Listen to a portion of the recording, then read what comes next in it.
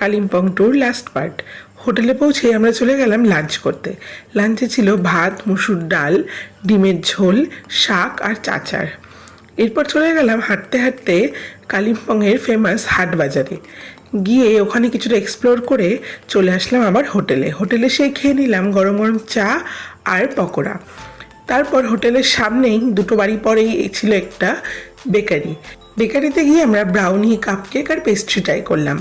এবারে পরের দিন সকালবেলা উঠেই বাড়িতে ফেরার পালা।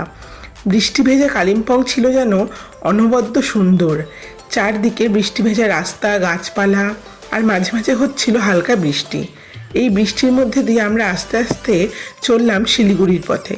শিলিগুড়িতে পৌঁছতে সময় লেগেছিল বেশ কিছুটা। শিলিগুড়িতে পৌঁছেই আমরা উঠে পড়লাম একটা স্টেট বাসে। স্টেট বাস আমাদেরকে নিয়ে ছুটে চললো আমাদের বাড়ির দিকে। ব্যাস, আমাদের কালিম্পং ট্যুর হলো শেষ। Thank you.